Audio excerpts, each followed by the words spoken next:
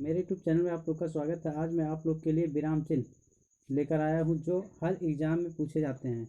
जो भी आपका कॉम्पिटिटिव एग्ज़ाम होता है उस सब में आपका 1 या 2 नंबर का विराम चिन्ह से क्वेश्चन आता है। तो आज हम इन विराम चिन्हों के बारे में पढ़ेंगे, क्या होता है और इसका अर्थ क्या होता है, मतलब क्या होता है और कहाँ प्रयोग किए जाते हैं। चलिए स्टार्ट करते हैं आज के सेशन को। विराम का अर्थ है ठहराव, विराम करना या रुकना होता है, आप लोग जानते हैं, जैसा आराम करना। लिखते समय विराम को प्रकट करने के लिए लगाए जाने वाले चिन्ह को ही विराम चिन्ह कहते हैं। जब आप लिखते हैं, राइट करते हैं, उसके बाद जो आपकी लाइन पूरी होती है, जो वहाँ चिन्ह लगाते हैं, वही आपका विराम चिन्ह होता है। उदाहरण के लिए हम आप लोग को बताएंगे, मोहन पढ़ रहा है, ये सामान्य सूचना है। राम जा रहा है, इस तरह से आपके प्रश्न होंगे। अगला आपका होगा, मोहन पढ़ रहा है, समान सूचना आपको बताया गया। ताजमहल किसने बनवाया, ये आपका जैसे प्रश्न सूचक है। क्वेश्चन किया गया है, कब, कहाँ, किसने, क्यों आता है, तो प्रश्न सूचक आपका होता है। श्याम आया है, यह आश्चर्य का भाव प्रकट हो रहा है।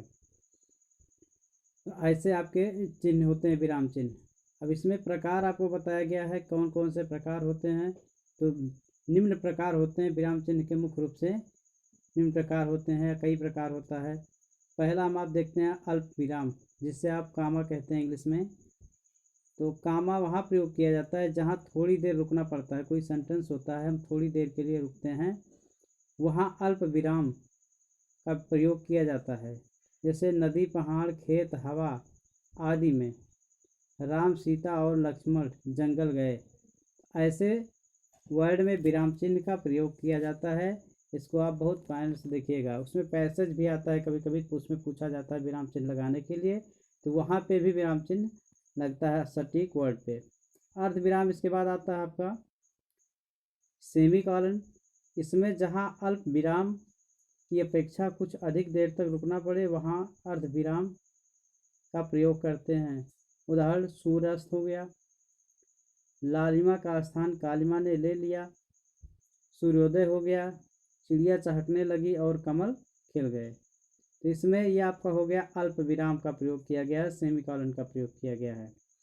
आपका उप विराम में आता है जो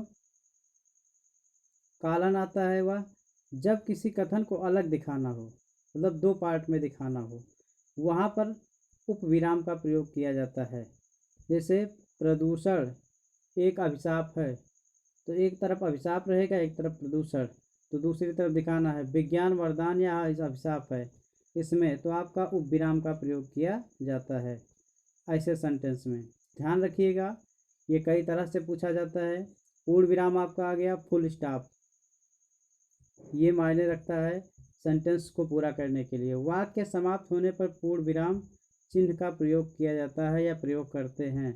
राम घर जाता है, तो पूरा हो गया ये सेंटेंस आपका। जब पूरा हो जाता है तो आप पूर्ण विराम का चिन्ह लगाते हैं या फुल स्टॉप कहते हैं। इंग्लिश में फुल स्टॉप बोलते हैं, हिंदी में पूर्ण विराम लगाते हैं।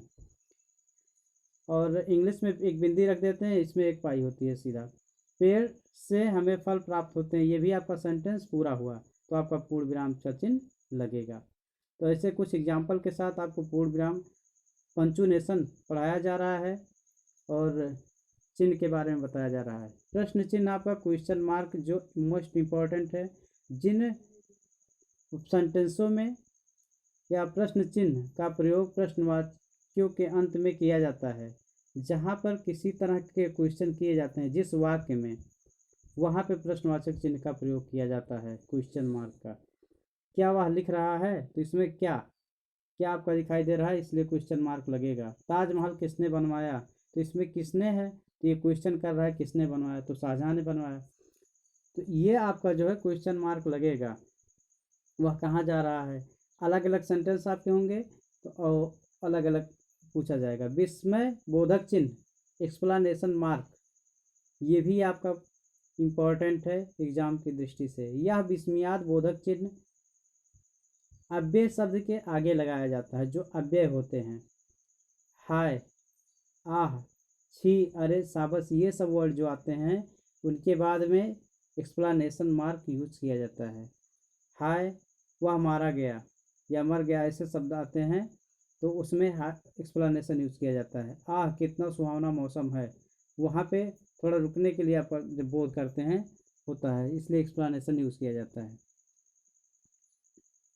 अगला आपका होगा निर्देशक चिन्ह, जो आपका डैश जिसे आप लोग कहते हैं, इम्पोर्टेंट है। निर्देशक चिन्ह का प्रयोग विवाद संबंधी प्रत्येक शीर्षक के आगे, उदाहरण के पश्चात कथोपकथन के नाम के आगे किया जाता है। इसको रेखा चिन्ह भी के नाम से भी जाना जाता है। अब जैसे कहा गया अनार, आम, संतरा, ये सब आपका दिया गया है डैश चिन्ह। अध्यापक तुम जा सकते हो, संबोधन किया जा रहा बच्चों के लिए, तो यहाँ पे डैश निर्देशक चिन्ह का यूज किया जाता है। कोष्टक चिन्ह जो आपका होता है ब्रैकेट, ये भी इम्पोर्टेंट आपका है। ब्रैकेट छोटा बड़ा, छोटा मझला बड़ा ब्रैकेट, अब ये यूज किया जाता है। कोष्टक चिन्ह का प्रयोग अर्थ को और अधिक स्पष्ट करने के लिए शब्द अथवा वाक्यांश को कोष्टक के अंदर लिखकर किया जाता है। विश्वामित्र क्रोध में कांपते हुए ठहर जा, विश्वामित्र ने कहा, विश्वामित्र क्रोध में कांपते हुए ठहर जा। उदाहरण धर्मराज युधिष्ठिर सत्य और धर्म के संरक्षक थे, धर्मराज युधिष्ठिर सत्य और धर्म के संरक्षक थे। तो आपका कोष्टक यूज हुआ है युधिष्ठिर में।